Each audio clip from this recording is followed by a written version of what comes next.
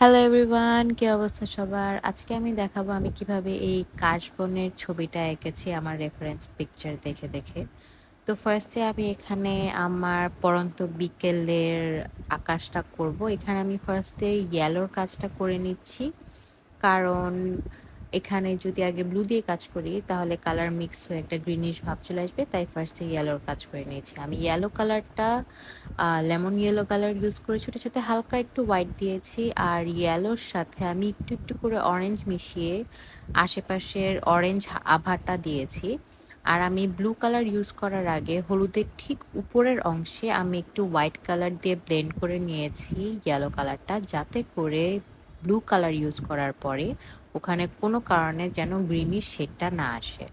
তো এভাবেই আমি আকাশের পার্টটা শেষ করেছি। আপনারা ভিডিও ফলো করলে খুব ইজিলি করতে পারবেন। তারপর আমি এখানে গ্রাউন্ড পার্টটা শুরু করছি। আমি এখানে গ্রাউন্ড পার্টের জন্য একদম ডার্ক গ্রিনের সাথে একটুখানি ব্ল্যাক কালার মিক্স করে কালারটা বানিয়েছি। তারপর এখানে আমার রেফারেন্স পিকচার অনুযায়ী দূরে কিছু গাছপালা দেখা যাচ্ছিল, কিছু কলা গাছ দেখা যাচ্ছিল, আমি ওইটারই একটা আভা পিছনে বানিয়ে নিয়েছি। এটা যেহেতু ইজি তাই আমি পুরাটা রেকর্ড করিনি, আমি জাস্ট একটুখানি পার্ট এটার আমি রেকর্ড করে রেখেছিলাম। তো আপনারা আপনাদের মন মতো পিছনে এরকম গাছপালা বানিয়ে নেবেন।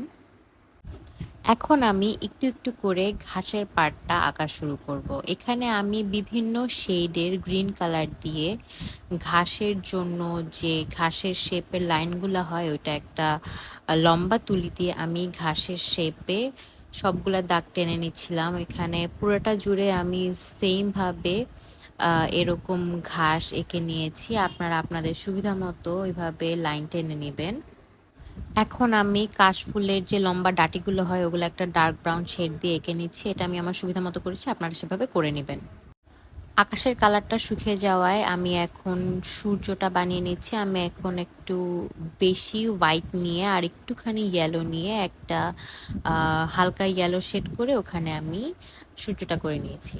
এখন আমি ঘাসের ক্ষেত্রে আবারও একটু হাইলাইট করে নিচ্ছি। এখানে আমি টিয়া কালারের সাথে একটুখানি হোয়াইট কালার মিশিয়ে পুরোটাকে আমি হাইলাইট করে নিচ্ছি যেন ঘাসগুলো প্রমিনেন্ট হয়।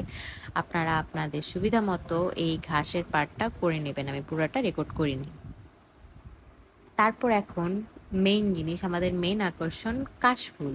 কাশফুলটার জন্য আমি হোয়াইটের সাথে একটুখানি ব্রাউন আর ইয়েলো মিক্স করেছি যাতে হোয়াইট কালারটাই একটু প্রমিনেন্ট হয়। পরিমাণটা কিন্তু খুবই অল্প, বোঝা যাচ্ছে না যে হোয়াইট কালারের সাথে আমি কিছু মিক্স করেছি, বাট আমি দিয়েছি অল্প একটু যাতে করে ব্যাকগ্রাউন্ডের কালারটার সাথে এটা ফুটে ওঠে।